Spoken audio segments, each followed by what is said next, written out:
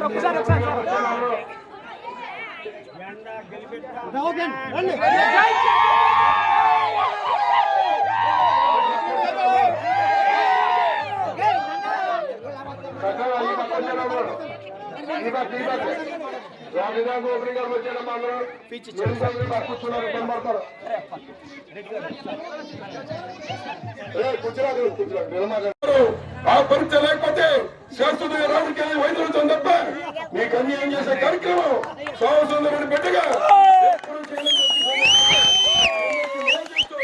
రాబోయేటువంటి కాలంలో చాలా నిందలు వేస్తారు, చాలా అపవాదులు వేస్తారు. రాజకీయంగా దళితుల్లో చులకన చేయడం కోసం కొంతమందికి కొన్ని టిప్పులు పడేసి కార్యక్రమాలు కూడా చేస్తుంటారు. దయించి సోదరులారా, అటువంటి చిమ్మికల్లో పడకండి.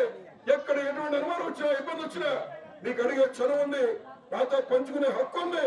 వచ్చినన్ని అడగండి తప్ప ఎక్కడ అటువంటి వాటిలో ఆ చిమ్మికల్లో పడకండి అని చెప్పి మరొకసారి నా యొక్క సొంత అన్నమున్న మీ అందరికీ ఈ యొక్క పూజారిపాలెం గ్రామంలో తెలియజేస్తున్నా.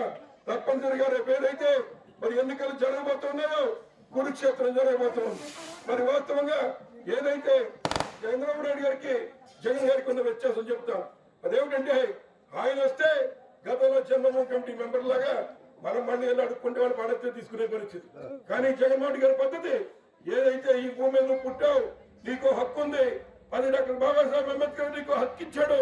నువ్వు సచివాలయానికి వెళ్ళి నువ్వు పార్టీ ఏదైనా, కులం ఏదైనా, మతం ఏదైనా నువ్వు వెళ్ళి నీ ఆధార్ కార్డు ఇచ్చి నీ హక్కుగా నీకు వచ్చేదని తెచ్చుకునే విధంగా నీ ఆత్మ ధైర్యాన్ని పెంచే కార్యక్రమం జగన్మోహన్ గారు చేశారు. అంతేగాని జన్మభూమి కమిటీ మెంబర్లు పెట్టి వాళ్ళ కాళ్ళు నొక్కుతారో వాళ్ళు ఎంతోగానో పాడేస్తే తెచ్చుకునే పరిస్థితి కాకుండా పేదవాడికి కూడా ఆత్మధైర్యాన్ని ఇచ్చే కార్యక్రమం జగన్మోహన్ గారు ఇవాళ చేశారు. ఒక్కసారి గుండెల చేయవలసిన ఆలోచన చేసి పెత్తందారి వ్యవస్థ కావాలా లేదా పేదలకు ప్రభుత్వం కావాలో మీరు ఆలోచన చేయాలని కూడా కోరుతూ ఉన్నా. ఏదైతే ఆఖరిగా చెప్పే మాట, మరి ఈ రోజున జగన్మోహన్ రెడ్డి గారు ముఖ్యమంత్రి కాకపోయినా ఆయన పుట్టుధనికుడు, ఆయనకి ఇబ్బంది ఏమి ఉండదు. ఈ రాష్ట్రంలో జగన్మోహన్ రెడ్డి గారు అవసరం పేదవాడికి. ఈ రాష్ట్రంలో జగన్మోహన్ రెడ్డి గారు రాకపోతే పేదవాడిని అలదొక్కే కార్యక్రమం చేస్తారు.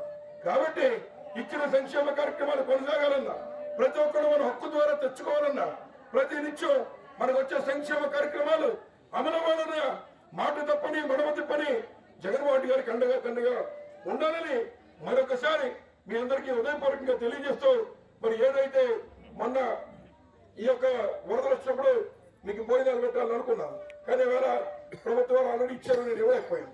మరి ఈ రోజు కూడా సమయం సరిపోలేదు. కాబట్టి రేపు నేను గ్రామంలో ఉన్నాను, ఎల్లుండి ఏదైతే ఒక మంచి కార్యక్రమాన్ని అక్కడ చేసుకున్నాం.